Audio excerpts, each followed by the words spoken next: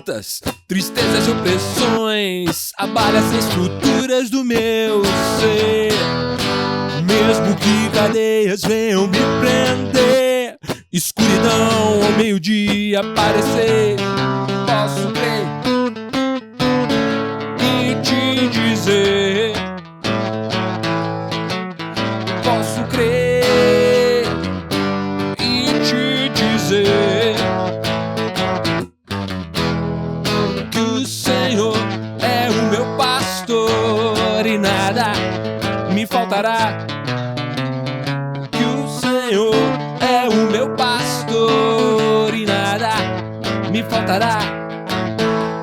Não temerei mal algum, Ele está comigo. Ainda que os vícios, o passado e a vergonha venham me trazer condenação, a pena foi cumprida, sua mão está estendida, é Jesus sua saída, diga então, posso crer e te dizer, posso crer e te dizer que o Senhor é o meu pastor e nada me faltará. Senhor é o meu pastor e nada nunca mais me faltará. Não temerei mal algum, Ele está comigo. Não temerei mal algum, Ele está comigo. Não temerei mal algum, Ele está comigo.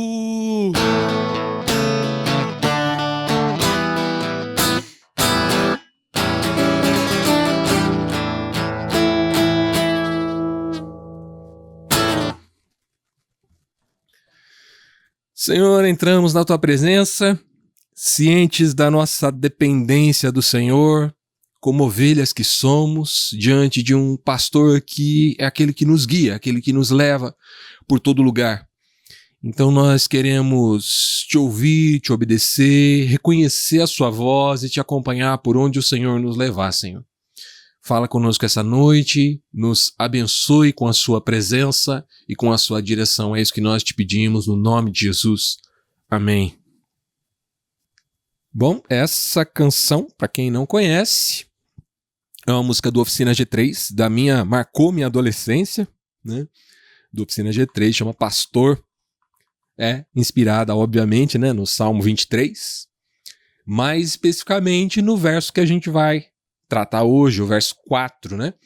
Vou ler aqui o Salmo 23, todos, são 6 versículos só, na versão da Bíblia A Mensagem, né? Versão é uma paráfrase do pastor Eugene Peterson, é um estudioso das línguas originais, pastor de igreja local, escritor, autor de um monte de livro importante. E ele fez uma versão da Bíblia interpretada de forma mais poética, né? Mantendo, vamos dizer assim, a poesia do texto original. E a versão dele do Salmo 23 diz assim: Ó Eterno, és o meu pastor e eu não preciso de mais nada. Tu me acomodaste em exuberantes campinas, encontraste lagos tranquilos e deles eu posso beber. Orientado por tua palavra, pude recuperar o alento e seguir na direção certa. Mesmo que a estrada atravesse o vale da morte, eu não vou sentir medo de nada, porque caminhas do meu lado. O teu cajado fiel me transmite segurança. Tu me serves um jantar completo diante dos meus inimigos, tu me renovas e o meu desânimo desaparece. A minha taça transborda de bênçãos. Tua bondade e teu amor correm atrás de mim todos os dias da minha vida. Assim, eu vou me sentir em casa no templo de Deus por todo o tempo em que eu viver. O verso que nós vamos falar hoje é o verso 4. Mesmo que eu atravesse a estrada da morte, eu não vou sentir medo de nada, porque caminhas ao meu lado, teu cajado fiel me transmite segurança. E pensando sobre essa passagem, me ocorreu a experiência de Paulo, que ele narra aos Coríntios na sua primeira carta. Na primeira carta de Paulo aos Coríntios, ali Coríntios capítulo 1, versos de 8 a 10, ele vai fazer o seguinte relato àquela igreja. Irmãos, queremos que saibam das aflições pelas quais passamos na província da Ásia.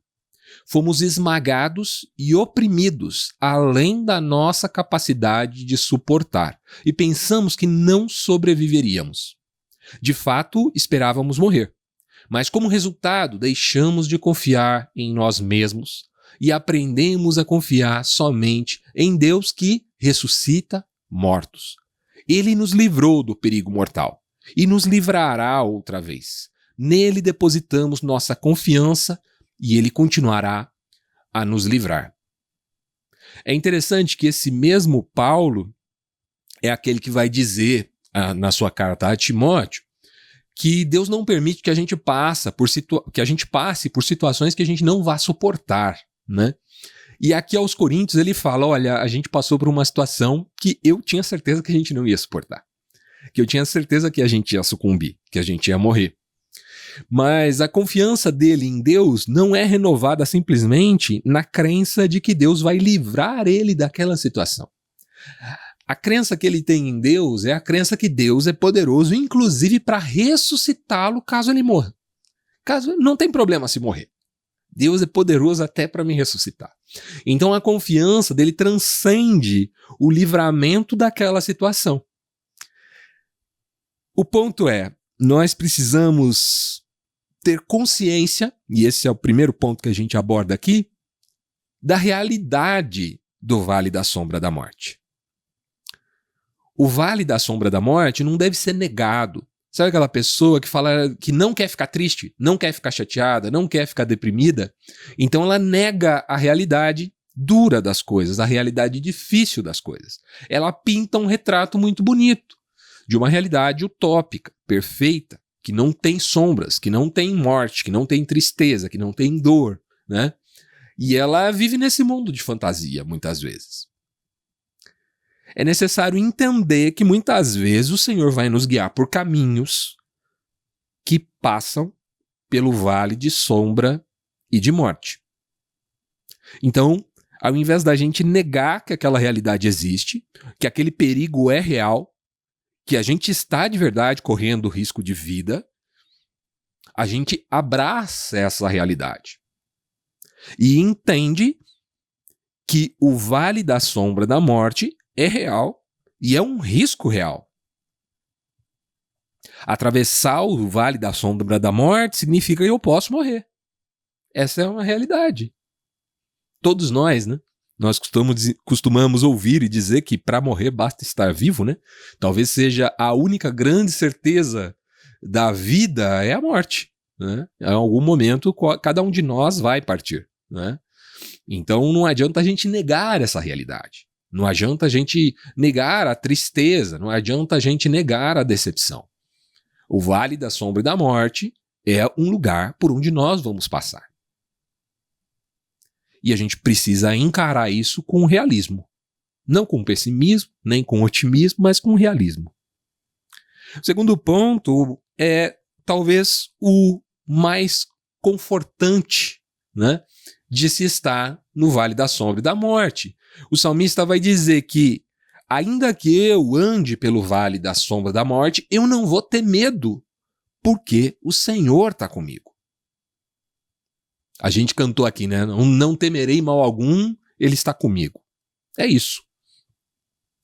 A promessa de Deus é de que ele estaria conosco. Jesus, quando vai se despedir dos seus discípulos, quando ele vai ascender aos céus, ele diz a eles que ele recebeu todo o poder no céu e na terra e eles os incumbe. Então vão, façam discípulos, batizando, ensinando, e eu estarei com vocês todos os dias até o fim dos tempos, ou até a consumação dos séculos. O salmista conta com essa realidade quando ele diz: ainda que eu ande pelo vale da sombra da morte, eu não vou ter medo. Eu não temerei mal algum. Nada que existe na terra, no céu, no ar, debaixo da terra, nem principados, nem potestades, nem poderes, nem alturas, nada pode nos separar do amor de Deus que está em Jesus Cristo, nosso Senhor. Tudo que nós fazemos, tudo que nós vivemos, as experiências boas, as experiências ruins, nós vivemos na presença de Deus. Nós vivenciamos a nossa dor diante de Deus. E Ele está conosco. Olhe quando Jesus está no seu momento de maior aflição, ali no Getsêmani, Ele está diante do Pai, orando ao Pai. A gente mencionou há algumas semanas atrás Elias, né? Depois de enfrentar os profetas de Baal, que ele vai para o Monte Sinai, se esconde numa caverna e ali ele conversa com Deus. Ele abre o coração para Deus.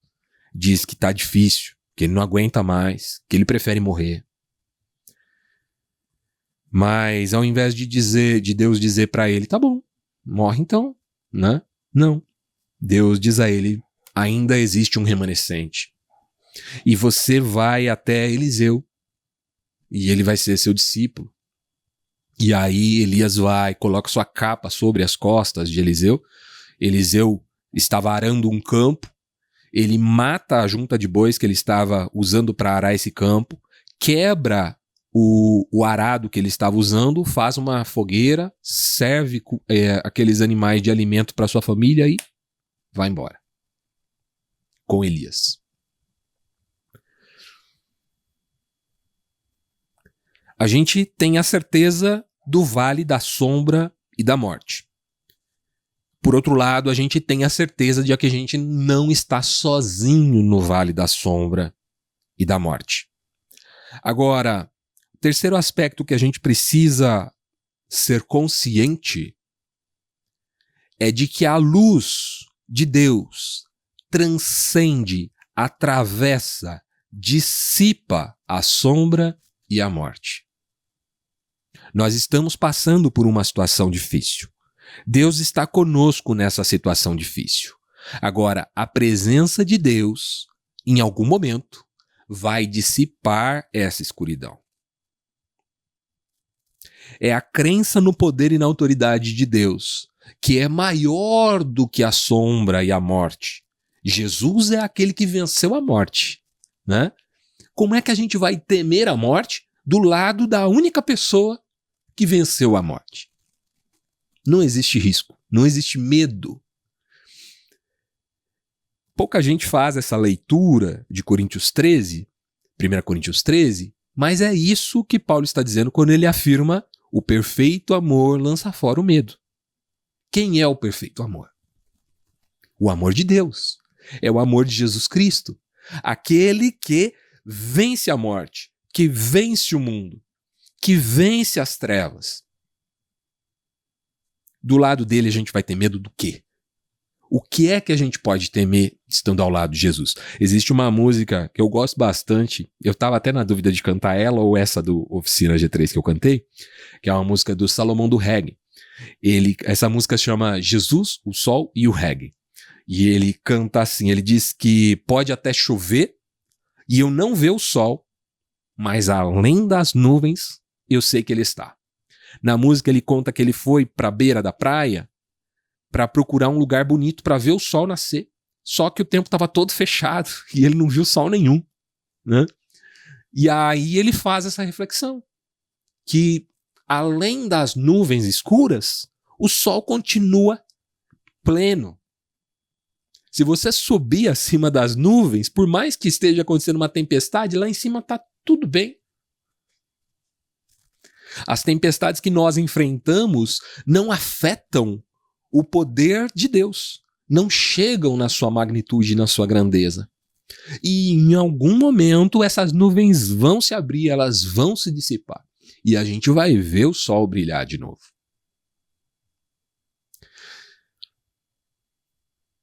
Jesus é aquele que transcende a escuridão. É aquele que atravessa as trevas. É aquele que mata a morte.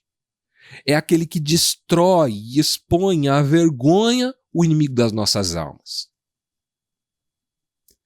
Concluindo, os 3 aspectos que eu mencionei aqui. Primeiro, nós precisamos reconhecer a sombra, a morte, o lugar em que nós estamos, que muitas vezes é um lugar de tristeza. E não podemos negar essa realidade. Precisamos ser honestos diante de uma realidade triste, difícil, que muitas vezes nós estamos passando. Negar isso não é saudável. Segundo, nós não estamos sozinhos no vale da sombra e da morte. Ninguém nunca está sozinho no vale da sombra e da morte. Elias clama a Deus achando que estava sozinho. E Deus fala, não, você não está sozinho. Existe um remanescente que não se curvou a Baal. Nós não estamos sozinhos. Primeiro, porque nós temos uns aos outros. Segundo, porque Deus está conosco. Ele é o bom pastor que nos guia. E se esse caminho vai atravessar um vale de sombra e da morte, vai para o terceiro tópico. Nós temos a certeza que isso vai passar. Que isso é só um trecho do caminho. Que o Senhor não quer judiar da gente, Ele não quer nos punir. Ele quer nos levar a atravessar esse vale de sombra e de morte. Para onde? Para pastos verdes e águas tranquilas. Ele é quem nos guia por um caminho de retidão, que muitas vezes vai atravessar vale de sombra e de morte. Mas Ele não nos deixa no vale da sombra e da morte. Ele nos deixa nos campos verdes e nas águas tranquilas. É isso que eu queria compartilhar com vocês hoje. E eu gostaria de ouvi-los, como sempre, né? Se vocês têm alguma experiência desse tipo para compartilhar, experiências de atravessar vales de sombra e de morte, né? Experiências que foram muitas vezes até traumáticas, né? Difíceis de se atravessar, mas que vocês, em algum grau, em algum momento, conseguiram enxergar que Jesus estava ali com vocês, que o Senhor estava ali com vocês. É isso que eu gostaria de ouvi-los testemunhar, tá bom? Então, fica à vontade, abre o microfone e bora conversar. Olha só, eu queria primeiro te agradecer, porque se você chegou até aqui, é porque você assistiu essa pregação inteira. Uma vez que você chegou até aqui, você deve ter percebido que no final da mensagem eu dou um espaço para todo mundo interagir e participar. E se você está vendo esse vídeo no YouTube, você também pode interagir e participar aqui embaixo nos comentários, dando a sua contribuição. Se você gostaria de participar ao vivo com a gente, agora está mais fácil do que nunca. Você só acessa igrejapresente.com/encontro. A gente está sempre ali, aos sábados, às 20 horas. É só chegar, participar, edificar e ser edificado com a gente. Clicando neste botão aqui, você segue o nosso canal e clicando neste botão aqui, você tem acesso a todas as nossas reuniões da Igreja Presente. Seja muito bem-vindo e aproveite. Abraço, tchau, tchau.